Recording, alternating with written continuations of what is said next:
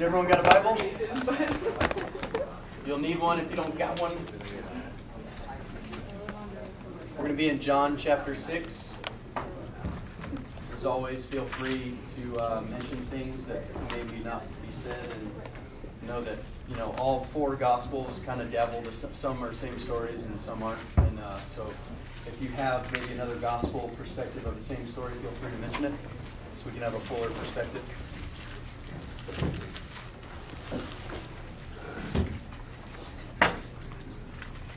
All right, we'll go and pray.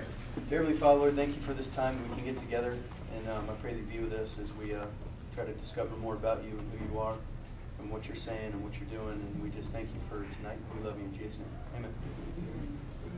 All right, John 6. Just a quick minute or two of anything last week that would help us dive into where we're going this week.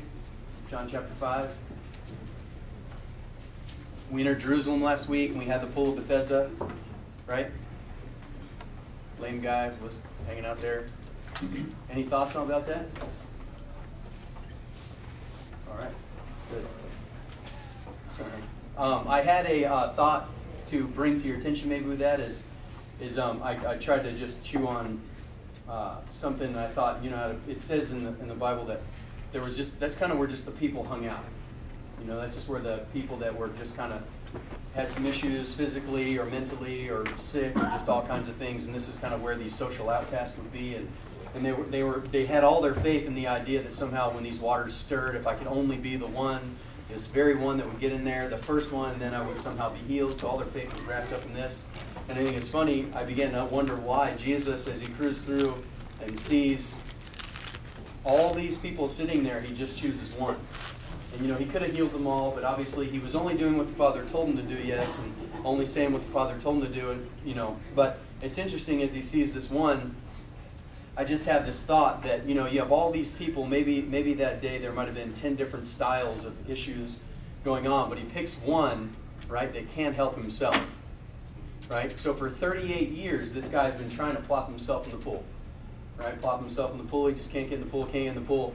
And I think it's funny that Jesus comes up to him and he asks him, do you even want to be healed? Which is a unique question, right? And so as he comes up, do you even want to be healed? I can just imagine Jesus wondering, okay, where's your faith, right? He doesn't really know who he is yet. And he comes up and says, man, I just want to get in the pool, but I can't, right? And I thought Jesus chose this one, perhaps maybe one of the perspectives is, he knew for a fact nothing in his own ability could save him. And so when Jesus looks at him, this guy says, hey, I can't do it myself. I can imagine Jesus going, I know. That's why I'm here. That makes sense? There's probably 10 other people that could have just somehow with one leg fell in the pool.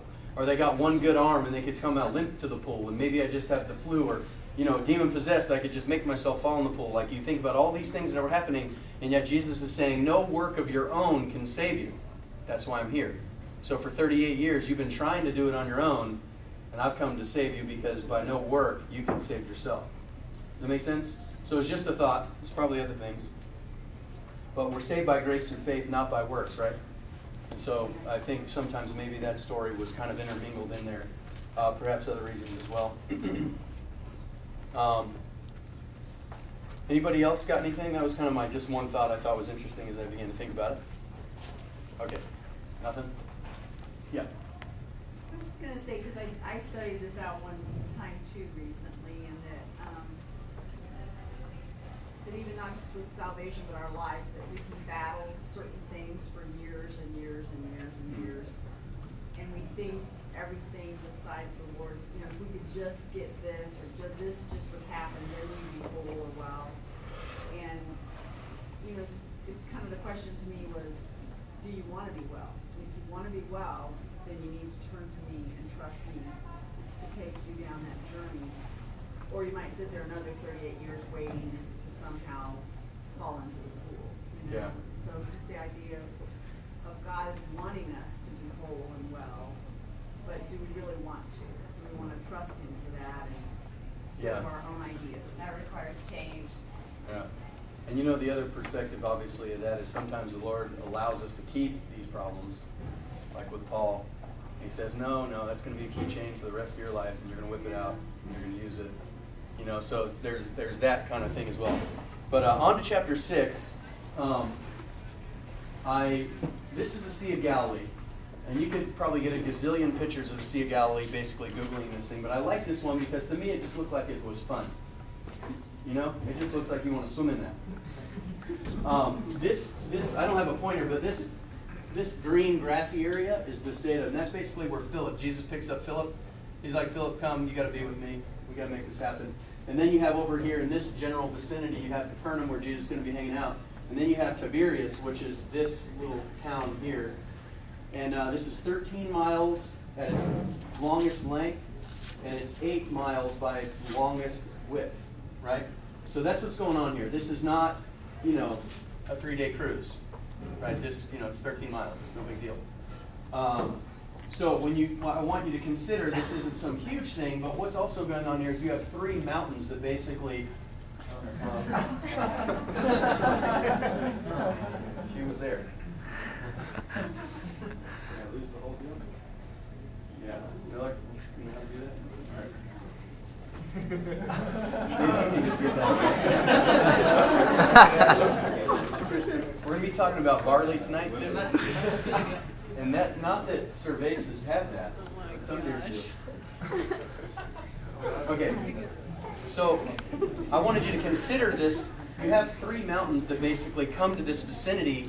And what happens is, and this is in any history book whatsoever, when storms come through, there's this crevice that comes through and just fires through this place and just completely annihilates whatever's on this lake. Right? You have warm air hitting cold air. It's coming down these slopes, and so whatever's going on, it's a serious situation. So though you may be on a clear day be able to see the other side, and just kind of row over there, there's a serious bit of issues going on here with. And you can make it a little smaller if you want. A little pinch. Anyway, you can see this whole entire thing. There's like 15 cities around this, and the whole entire source of income for all these places is this sea. This is what they do. And so you can imagine Jesus is coming through, and he recognizes, where the money is most likely where the people are going to be working. There's jobs there, and so he cruises through, and he's starting to kind of set up his situations around this place, and ends up, getting Capernaum in the area. He also picks up Matthew the tax collector in this Capernaum area. He's got his offices there. You ever want to go by? No, I'm just kidding. God destroyed it, but it's not there anymore. But Tiberias is a unique place because basically the reason I think it's interesting that John would say this, remember every word in the Bible is there for a reason. There's little subtle hints. Why are we not calling it the Sea of Galilee? Why would John choose to call this the Sea of Tiberias? And you have basically what he's saying is he's helping you recognize who's in control right now. Tiberias is who? Tiberius Caesar, right? So it's showing you the recognition that when Jesus came through there, this was under Roman control. And so that's super important because you have to recognize, though there was a temple there that was actually given to the people because there was a kosher deal where they wanted to kind of patronize the Jews, you had this big little city, was cool to go in, but it was also Roman, So anyway, that's probably enough thoughts about that. I just wanted you to help recognize when Jesus is cruising through town, kind of paint the picture of who he's talking to, what he's saying, and how he's relating with the people. So after these things, right? Jesus went over the Sea of Galilee, which is in the Sea of Tiberias. So just kind of mentioning its history. And Herod Antipas was the guy who ended up building this city, and he also, because he had an ammunition towards Rome, he names it after Caesar Tiberius. Anyway, okay. So then a great multitude followed him because they saw his signs, right? So the people were following him because they saw his